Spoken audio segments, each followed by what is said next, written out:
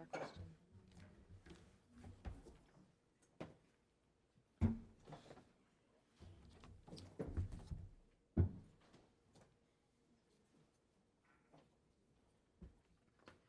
Everyone okay? Okay, good evening. Welcome to the July 31st regular meeting of the Rockville Center Board of Education. Please rise for the Pledge of Allegiance. I pledge allegiance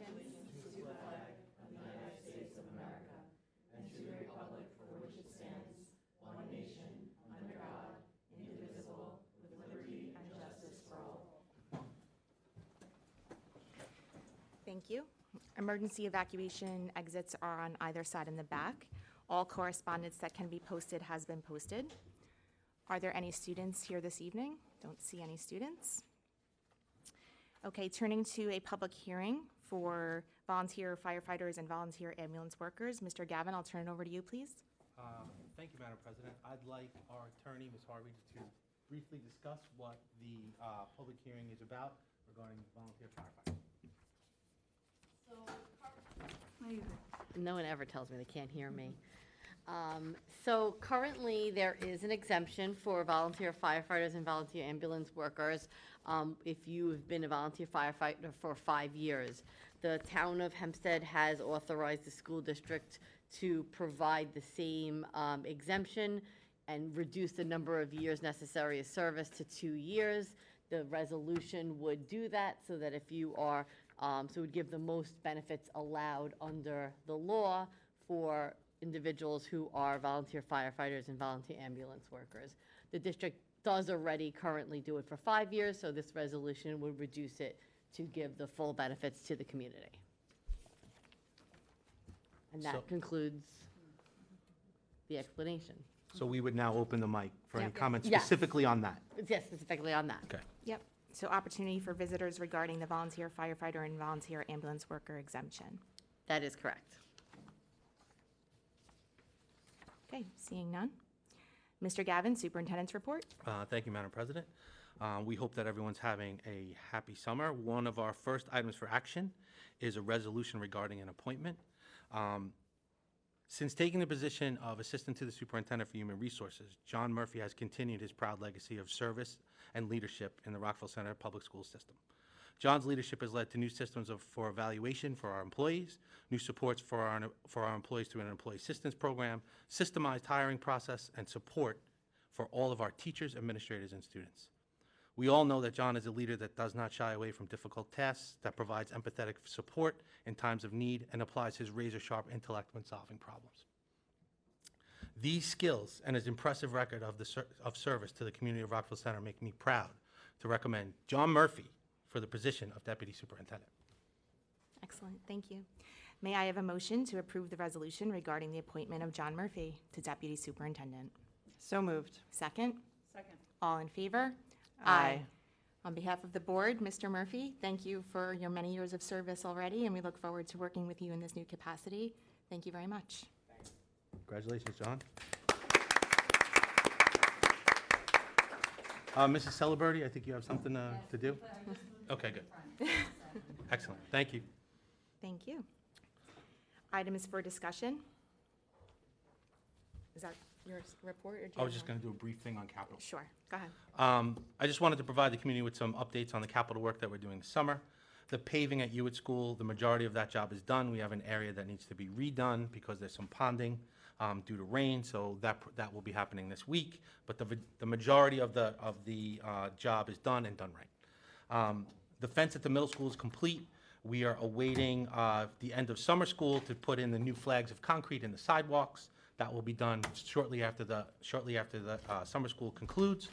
Our ceiling and floor repairing is done throughout the entire district, and the Guidance Suite project is moving along. The walls are finished and painted, and we are working on completing the ceiling, which I went in today. It's actually completed. They were putting in the lights, and finishing the electrical work before installing the floor in a couple weeks. So we are very much on schedule with our capital work this year, and it's been a nice job done by all. Mr. Scalisi's done a nice job managing that project and making sure they're coming to completion. And that, Madam President, is my report. Great, thank you so much. Items for discussion, turning to policies. All policies have been reviewed by council as well as our policy committee. So thank you to the policy committee. Currently at stage 1, we have 1220, Board of Education members, nomination and election. Any comments or questions on 1220?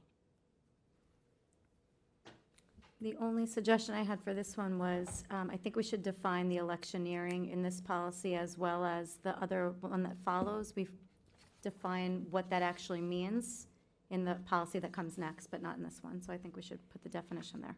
Okay, good. Okay to move forward with that addition? Yes.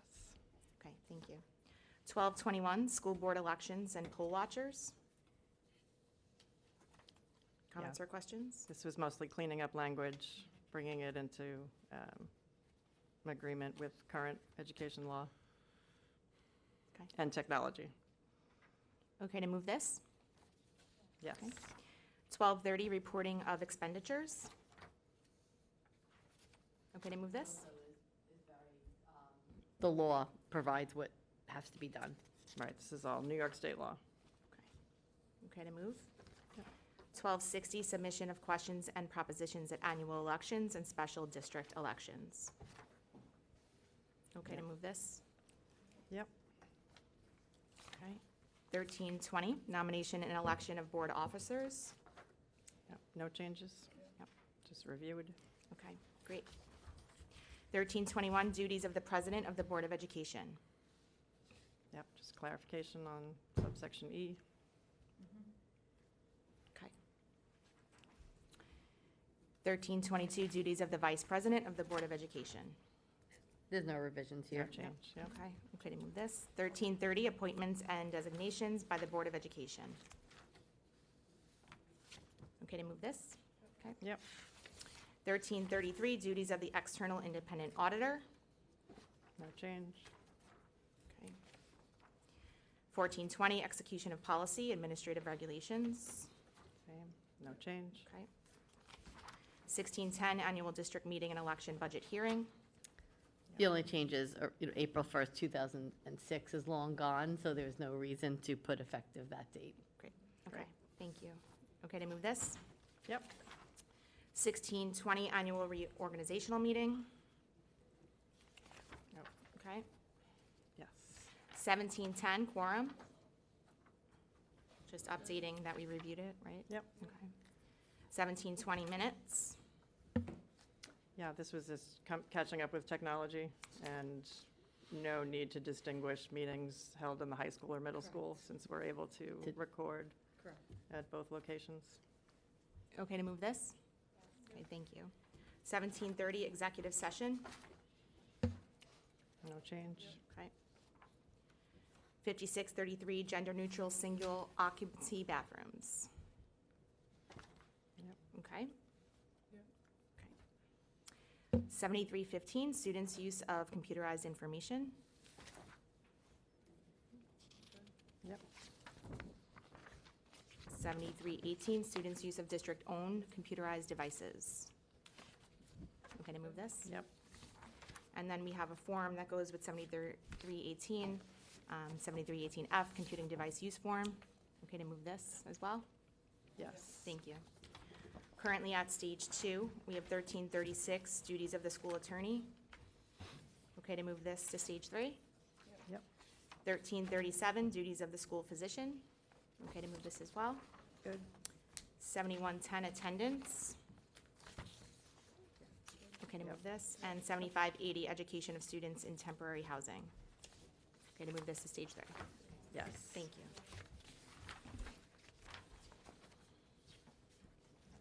Okay. Opportunity for superintendent. Mr. Gavin? Thank you, Madam President. New developments in artificial intelligence will continue to provide new opportunities and challenges for educators. Here in Rockville Center this year, we'll be piloting 2 new courses for our students that allow students to experience how to use AI in a safe environment. The first class is a middle school elective for 8th graders called Research in the Age of Artificial Intelligence. Our students will use AI to help construct research questions and conduct research on topics aligned with New York State standards. This focus on inquiry is aligned with our NYP framework and utilizes the approach of the theory of knowledge class where students are unpacking how knowledge is constructed in the artificial intelligence age. We look forward to seeing what our 8th graders will do with that class. Here at the high school, we will offer an elective that will allow our students to practice a more specific skill called prompt engineering, which, although it's a relatively new job skill, students will learn how to design specific types of questions and question formats to elicit information and task completion from AI tools. Both of our courses capitalize on the clear strengths of our IB and NYP programs, which are understanding how connections between and among disparate content areas work together in concert. I am eager to see how our students use this new tool to address challenges posed to them by our teachers. Thank you.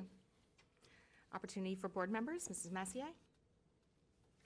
I hope everyone is having a nice summer. I'd like to start by congratulating Mr. Murphy on his appointment to Deputy Superintendent. It's well deserved. I'd also like to thank our clerical, buildings and ground, and custodial staff district-wide for all of their work and effort in getting our schools and our district ready for reopening in September. Thank you. Thank you. Mrs. Hackett. I echo congratulations to Mr. Murphy. We just keep moving you along to bigger and brighter things, but the most important point is that you're still with us. So thank you for that, because you've really committed your real blood, sweat, and tears to this district. And anybody that has had the pleasure of having you as a principal knows that, and we truly have been able to see you grow as a central administrator, and I'm just really proud of you, and I'm really happy for you, and really happy for us. So thank you so much for recommitting to us. Also, thank you to all of the staff running our summer programs, because they're sounds like they're going really well. And I know that, you know, teachers deserve their summers too, but a lot of them come and recommit to us, and we have lots of student workers and volunteers and things and people that are sticking with us for summer, so thank you for that. Lastly, I want to shout out Lauren Reed for a great job on the calendar, which should be hitting mailboxes for everybody soon. That's just been upgraded so much since my kids came into the district. It used to be little kind of drawings, and now there's beautiful color photographs. So she did a great job, and I just want to say thank you to her. So enjoy the rest of your summer. We'll see you at the board tour. Thank you. Mrs. Gruner. I also want to congratulate you, Mr. Murphy. In addition to always being professional, I think you're a great example of just integrity and character and compassion in your role, every role you've held. So I'm excited that you're going to take this role as well. And I'm looking forward to the year. I think it is the summer. People are dialing back a little, but they're already dialing up as well. You know, fall sports teams are practicing. Teachers are starting to, you know, do professional development. So it really doesn't end, and I appreciate all the work that's already been started and to get us off running in the future. Okay. Thank you. Dr. Downing. Thank you. I agree. I hope everyone's having a great summer. Congratulations again to all of our graduates and to those who moved up from one school to another. Thanks also to all of those involved with our summer programs, from our youngest campers to our student workers, volunteers, our teachers, nurses, and administrators. And I think, as everyone can see tonight, the work and planning for the school year doesn't end in July and August. And thanks also to our facilities and custodial staff who are getting our buildings ready for our students in September.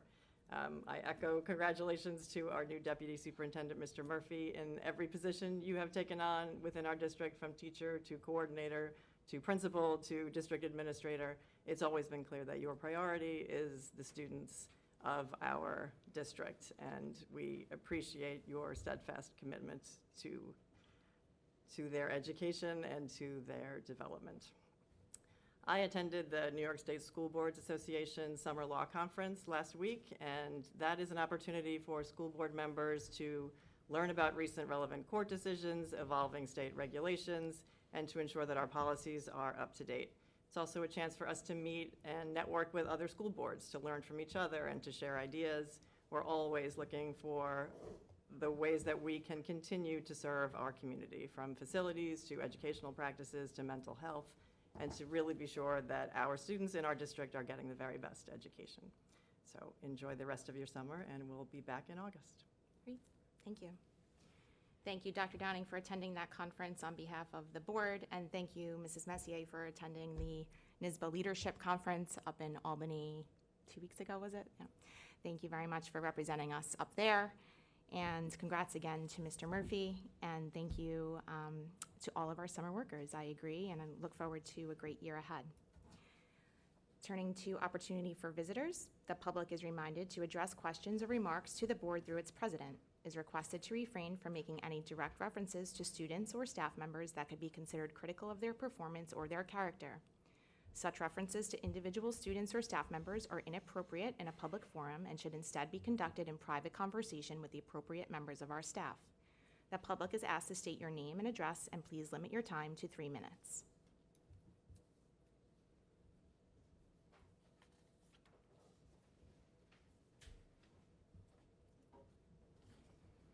Do I press?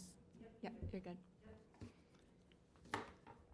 Sarah Cooney, 91 Hampstead Avenue. I'm here tonight with a petition containing over 400 signatures from parents and residents of this district regarding the teaching of gender identity ideology in our schools. The petition makes 2 requests. First, the immediate removal of this ideology from the health curriculum, and second, full disclosure and consultation with parents if this district intends to include this ideology in the health curriculum or any other curriculum going forward. We ask that this consultation include, but not be limited to, a special public Board of Education meeting to address parental concerns. Some of the signatories to the petition are here tonight. The majority of the signatures were gathered in approximately 10 days just before the end of the school year. The petition was prompted by the discovery in May that the entire 7th grade was being shown a video on gender identity in health class. In the video, a presenter wearing a t-shirt stating "Science in Progress" made unscientific claims, such as that there are more than 2 genders. Children came home with notes on transgenderism, gender fluidity, and pansexuality. After complaints from parents, the video was withdrawn on the basis that it is developmentally inappropriate. But this leaves open the possibility that the district will simply substitute other gender identity material that it considers developmentally appropriate.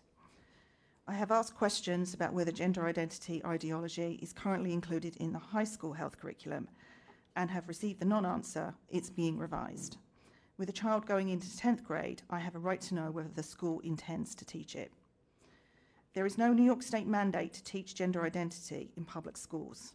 Any attempt to create one would be met with widespread opposition on the basis that this ideology not only ignores human biology and scientific fact, but is contrary to commonly held religious beliefs that God created us as male and female. Arguably, teaching it is a violation of the First Amendment regarding freedom of religion. Nevertheless, this district appears to have already taken the momentous decision to teach it without consulting parents. We ask for this decision to be reversed. Finally, I wish to emphasize that my opposition to teaching gender identity is motivated mainly by the very real harm I see that it's doing to children, both mentally and physically, by telling them that they can be born in the wrong body. This is driving irreversible surgeries, such as double mastectomies on 16-year-old girls, and the prescribing of puberty blockers that permanently damage developing bodies.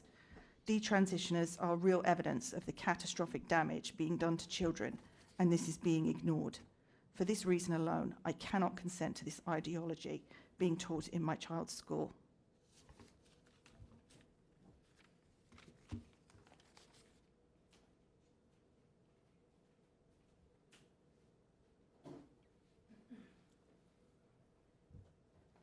I believe you said name and address, so Shannon Lutz, 60 William Street, Rockville Center.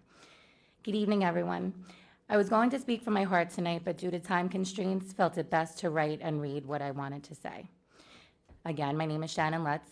I'm a blessed mother of 3 children, Michael, a rising 2nd grader at Hewitt, Madison, an incoming kindergartner, and Taylor, who will be beginning her educational journey at St. Anthony's Preschool in Oceanside this September. I'm a public school elementary educator turned stay-at-home mom. I'm a cheerleader for Hewitt and public school education in general, as I know firsthand how hard our teachers work. I am also the matriarch of a committed and devout Catholic family who knows there are only 2 genders, male and female.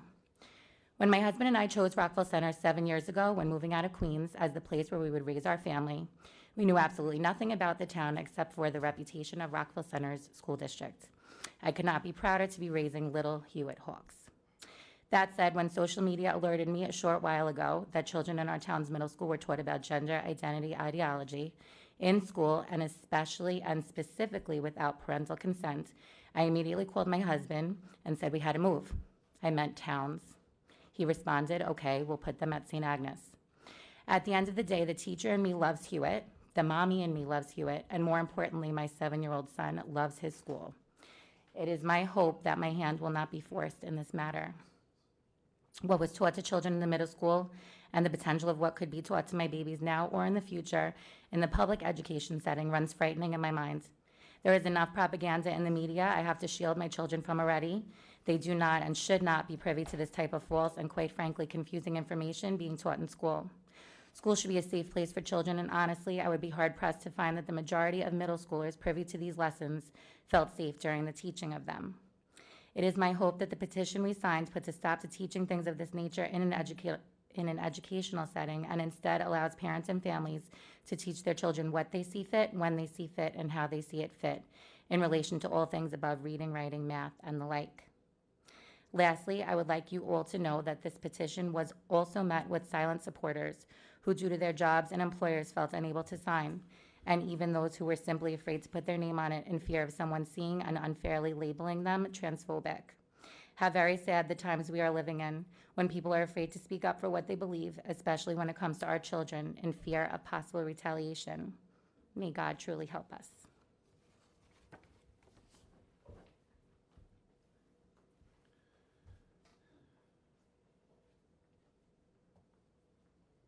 Kenneth Middleton, 32 Johnson Place. All at once I was saddened and vexed that a lesson on a controversial topic like gender fluidity was introduced to 7th graders without first having obtained permission from parents. Only the most unaware are oblivious to the massive worldwide push being made to accept and validate members of the LGBTQIA. Dare I say, to treat them like an ethnic group. We have an administration that tries to use Title IX to coerce schools into allowing boys who feel like girls to play on girls and women's sporting teams, and one that has made the White House akin to the Weimar Republic. We have district attorneys in schools that participate in drag queen storytelling, where grown men who feel like women wear 10 pounds of makeup, fake prosthetics, etc., who read stories to our young impressionable children. We have children attending drag queen dance shows where they are encouraged to place money in the prosthetic breasts or crotch area of scantily dressed men who feel and dress like women and who prance and gyrate their body parts in front of the same susceptible children to the cheers of the adults in attendance, some of whom are parents of the children in attendance. We just bore witness to a shameful Olympic opening ceremony that was a blasphemous and blatant attack on Christianity. Events such as the aforementioned go beyond mere acceptance and border on evil. If we do not call out and stop evil, it multiplies. If we do not stand up for good, it divides. This is exactly what occurred a little over 4 years ago. Because of it, we suffered and our children suffered. The Board of Education and school systems are an adjunct to parents, not a substitute. It is far beyond their purview to educate our children about alternative lifestyles, introduce them to sexually explicit material and literature, and rewrite biological reality-based or Marxist ideals. We send them to school to learn how to read, write, spell, learn math, and to learn socialization skills, not to be indoctrinated and groomed to adopt an alternate lifestyle. As the Rockville Center School District's academic standing continues to pale in comparison to school districts across Long Island, I think there exists a higher priority than to indoctrinate and groom vulnerable and susceptible children to adopt an alternative lifestyle. I have gay family members who I love and adore, have gay friends, and have had gay neighbors who are all fine people. I believe in live and let live. I will not, however, stand by or stand down while an agenda is being force-fed to our children. For the parents who are okay with the teachings, great. For those who aren't, that too is fine. There must be choice, though. Everything is not for everyone, nor should it be.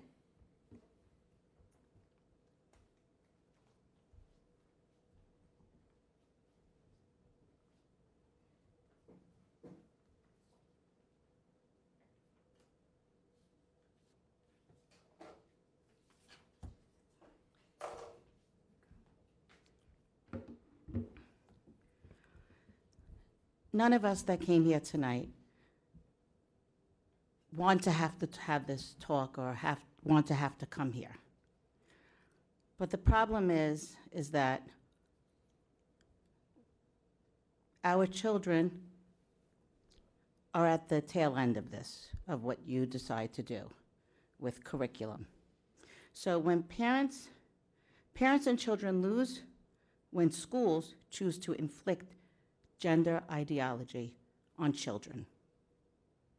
That's just a statement. We don't really care what goes on in anybody's bedroom, house. We're not interested. Nor should anyone be interested in what goes on in children's houses, for that matter, on this subject. It's a parent's choice when and what to teach their children.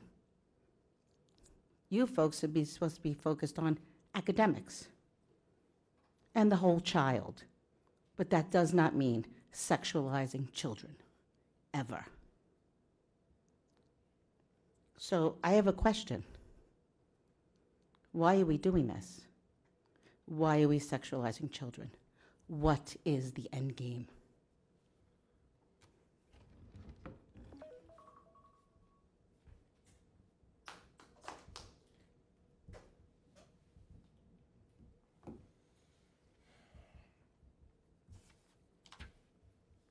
Does anybody want to answer that question? Or do I have to go up to the podium to say that? Oh, okay. My name is Joanne Suss. I live at 11 Denton Court, and I would really like an answer to that question. Why? Why was it ever taught? What was the end goal in that? We are all here, and especially you guys, to benefit the children, correct? So how could that video that was shown ever benefit a child? How could it do anything but confuse our children even more than they are confused, especially in the years of puberty? So I'd like an answer to that. Why? Why was that shown? Anybody? Okay. Yeah, I can answer. All right, thank you. When the video was brought to my attention, first and foremost, it was not in our official curriculum. It is not based by New York State standards. So when it was brought to our attention, we had a conversation with the teachers in health. And basically what happened was, there was, a few years ago, there were a bunch of students that had asked questions related to the topics in the video. Unprompted, not related to a lesson, they had asked these questions. The teachers, back in the day, I would say about 3 or 4 years ago, decided to try to be proactive in that. Just continue. They tried to be proactive in that and put that lesson together. Do you think When they it was went about brought their- to my attention, I told the teachers it was inappropriate both age level and topic, because it's not based on New York State standards. But let me start with, somebody had mentioned the idea of the whole child. We do the whole child, that we educate the whole child. We do. And we start with the premise that all of our children are seen, heard, respected, and valued. That's the way we start. Our job as educators is to teach New York State standards. Yes. When New York State standards are not met, or where we are teaching something outside of New York State standards, we have to make a change. So one of the things I did was have a conversation with Dr. Moriarty and the health teachers, and we decided that this was not an appropriate lesson, and it is not in the curriculum. The second piece that I told Mrs. Cooney, actually in a phone call, we have a new director of health, athletics, and physical education coming on board. One of the things that was planned prior to any of this being unearthed was that that new person was going to take a look at our health curriculum, our athletic program, and our physical education program. One of the things we wanted done, and that will be a public process. So typically when we do a curriculum review, we have a 5-year curriculum review cycle. Those programs are up next year, along with our art and music program and social studies. Okay. We do a presentation at the beginning of the year. We haven't picked the dates yet, but at the beginning of the year, usually late September, early October, where they will go through the process that they will undergo while examining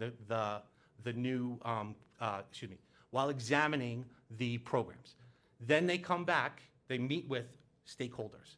Then they come back and they do a presentation of recommendations to the Board of Education that happens later in the spring. So that process for our curriculum review is already underway, and we do public presentations, And as part of those public presentations, we try to be as transparent as possible. Okay, so this just kind of slipped through the cracks, is what you're saying. What I'm saying is it was not part of the approved curriculum, and it was tried to be taught in response to students. It slipped through the cracks because they didn't have permission to So, do it, They correct? did not have permission to do it. Okay, Thank and you, now Mr. you're Gavin. telling me that you're going to Yep. make the curriculum known to everybody Yep. before it's... Yes, And ma'am. then who decides if it's passed or not? If it's good We- for our children? We present The board? the recommendation.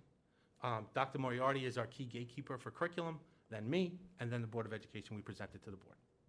And how does it get approved or disapproved? I'm not asking this to be, condescending in any way. I'm not familiar with the process, and I'd like to be more familiar with the process. Because even though I do not have kids in this school district, children are my number one priority. I would okay? agree with that And I statement, think and they should I be also, everyone's children are top our number one priority, and I They hope are. that they are. They are. We are. And that's why these things should not slip through the cracks. Thank you. So I just wanted, I just wanted to add something, because when you said that this just happened and it was in response to children questioning 3-4 years ago, you guys weren't here. Correct. 3-4 years ago, so your slate is clean. But there were a lot of things going on 3-4 years ago, and mistakes like this, things that slipped through the crack, like in the middle school, teaching a book called Racist Baby. That was my first time at this podium, because I thought it was disgusting to teach children how to either be someone who was oppressed or be an oppressor. Remember, we had that conversation. So that one slipped through the cracks. And I know you don't know about that, but that's why I came back up, to let you know.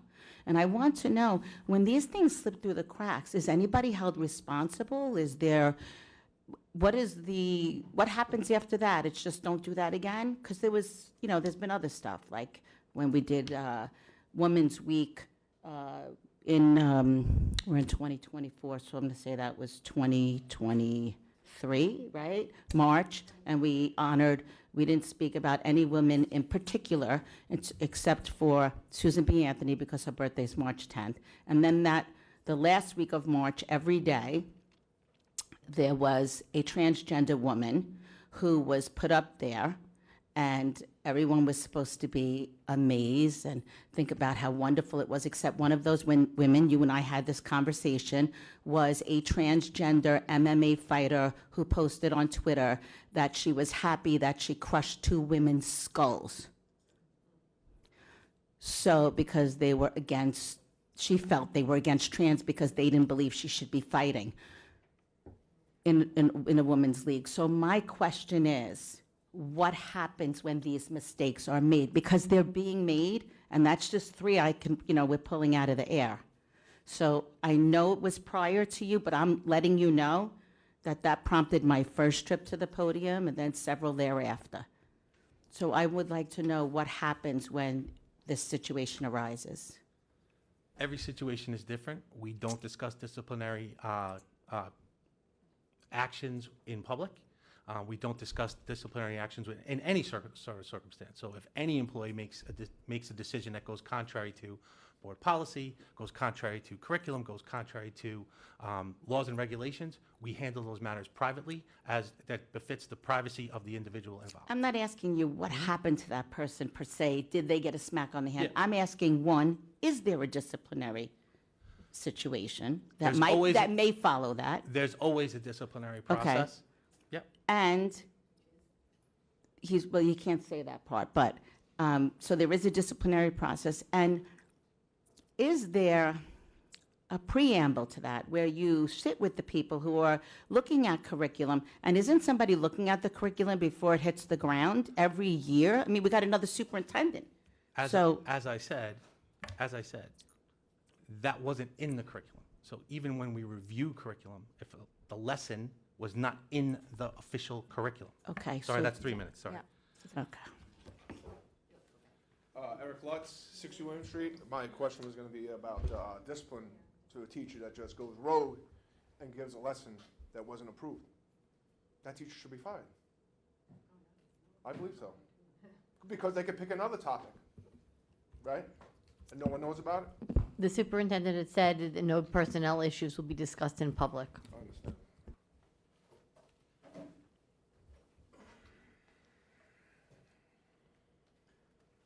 Mr. Gavin, you said that some teachers or instructors decided to be proactive and introduce the topic based on the questions of a few students, which is a one-size-fits-all approach. But my question to you is, in the event, who are the stakeholders, by the way? You mentioned stakeholders. Who are they? The stakeholders are teachers, parents, and the community at large when we do our presentations in the board meetings. Okay. So in the event that, thank you, in the event that the curriculum is introduced, or the topic is introduced to the school curriculum, will parents be given advance notice of these topics? In other words, as to when they will be presented to the students so that they can have the option to opt their child out? So as we go through the review process, one of the things we can consider is if it's in New York State, if something is in New York State standards that someone might find objectionable, we can do that for sensitive topics.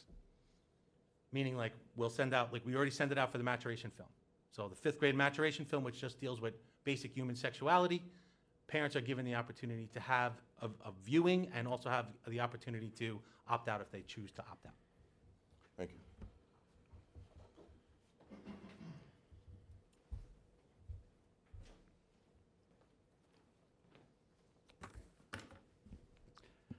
William Cooney, 91 Hempstead Avenue. Tonight, we heard a remarkable admission from our superintendent that he has not been in control of or even aware of critical parts of the middle school curriculum. I appreciate his candor. It was a hard thing to admit, but I am very concerned about the lack of administrative supervision in this district, particularly given that there are so many of them with so many impressive titles. This, it can't be ignored, is a political issue, and it requires a political solution. We also cannot ignore the fact that one political party is the cause of this problem. And I say this as a registered Democrat. The Democratic Party is no longer listening to its base. It is no longer listening to parents, and it certainly is no longer listening to women, who now are being pushed out of their sports and their locker rooms, even at the Olympics. It is incumbent on each of us, especially board members, to get the attention of Jay Jacobs and Kathy Hochul and other leaders of the Democratic Party, because if we don't start to speak up for ourselves, they are just going to continue to ignore us. And ultimately, if they keep ignoring us, it will have to affect our votes.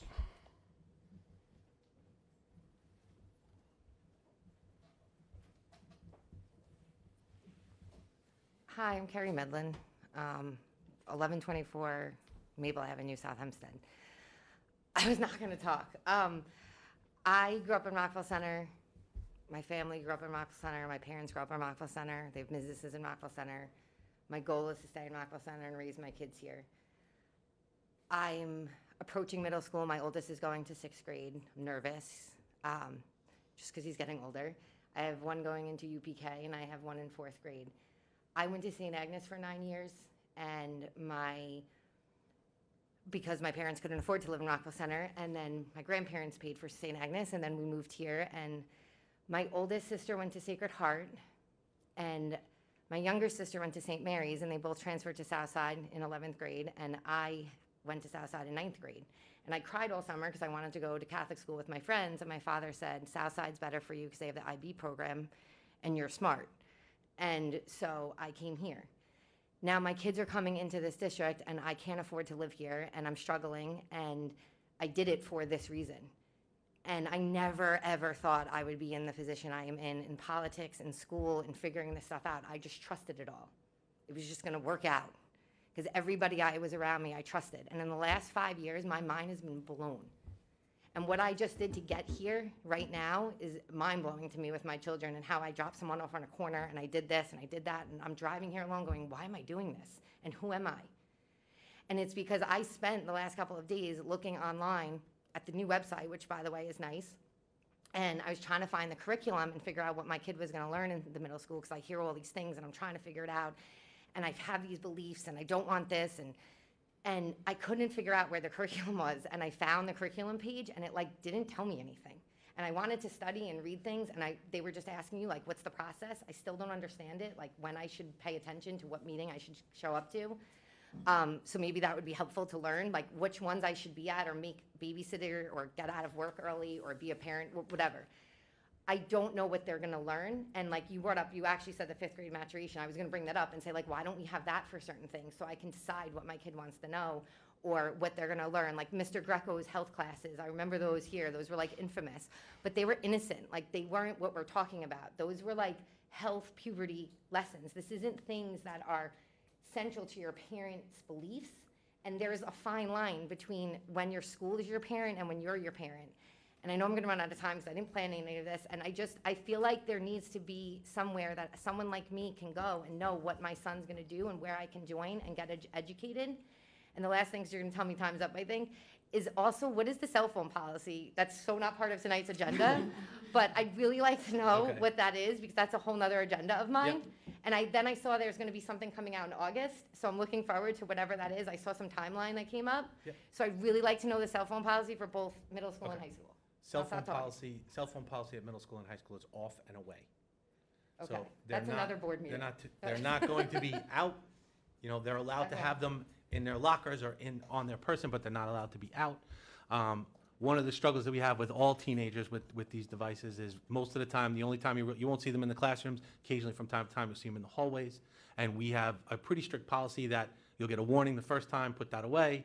If you get a second time, probably a more stringent warning, and the third time we're going to take it and you're going to have to collect it from us, or your parents going to have to collect it from us. So that's one of the things that we've been focused on. We started early. We've always had that policy of off and away, and I think it's one that is pragmatic in terms of I just how think we they do. shouldn't be here at all, so you don't have to convince me. I'm just asking what, but that's it. Thank you. And then in terms of, you asked like, when can I go to see a meeting, or when should I go to see a meeting? Like you were saying, So what's the actual process, like the stakeholders, like could you be a stakeholder before the meeting? Could you be part of it?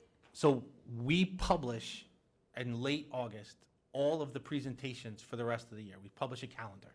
It's on our website, and it will say health PE and athletics presentation is on XYZ date.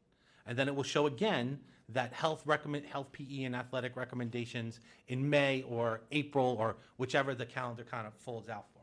So all of the topics of all the presentations that we hold are publicized and put on our website. So those presentations after the curriculum's been decided, or is there a way to get part of the conversation of the curriculum? Like what's the stages, I guess? The first well, this is one of them, so we hear that. And then the first presentation where we talk about the process, I think would be most beneficial for you to come, because then you can hear the whole process for how this works.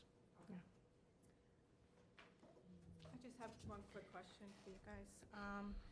I'm not familiar again with how everything works. You all mentioned, deputy superintendent? Is that a new position that was opened up? Like, was it pre-existing, or is this a new position? It's a new title, it's not a new position. It's the same person in a new title. A new title? Correct. Okay, nobody ever held this title I don't before, know this prior to me if position? anyone has, but So what's the job, how can I find out what the job, description is? Mr. Murphy's job description is basically he's in charge of all operations and communications on the cabinet level. He's in charge of human resources. That's his major area of focus, human resources, which is a very big job. Okay, nobody did that prior? We used to have it under a different title, and then when I came 2 years ago now, John Murphy's position was created 2 years ago, assistant to the superintendent for human resources. Okay, thank you. Thank you.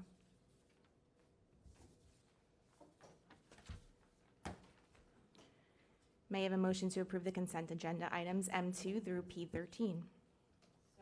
Second? Second. Any questions? All in favor? Aye. Aye.